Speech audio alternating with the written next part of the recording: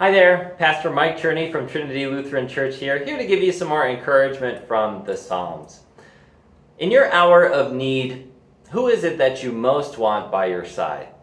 Let's say your longtime boyfriend or girlfriend breaks up with you, you get rejected. Who is it that you call or text first to tell them about it? Or you have the worst day imaginable, who is it that you want to hang out with and get your mind off of your troubles?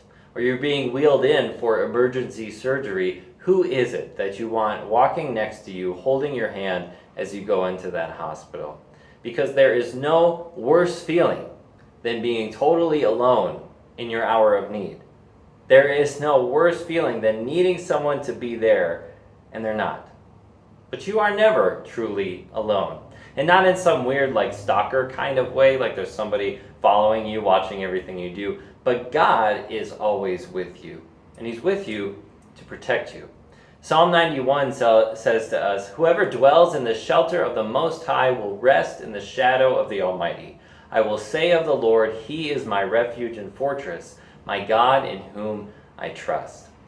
If you've been journeying with us through the Psalms, through this devotional series, you've noticed that the Psalms like to call God a fortress, a stronghold, a refuge. God is like a castle. You can run into its walls and you will be protected from the enemy. The enemy cannot follow you in. God will fight them off. That's what God is to you in your hour of need. Even if you don't have a best friend to rely on or no family is with you, you have God.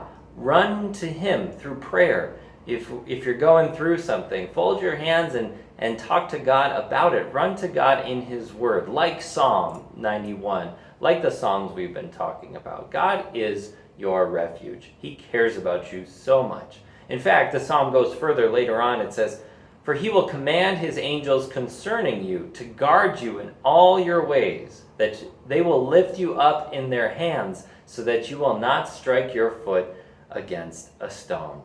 So when you are wheeled into that operating room, God is sending His angels to go with you. When you drive to work and you're alone in your car, you're not truly alone. God is sending His angels to watch over you, to protect you. God cares about you. He cares about your life. He is with you moment to moment, minute by minute. He cares about you and He is protecting you because you are His dearly loved child.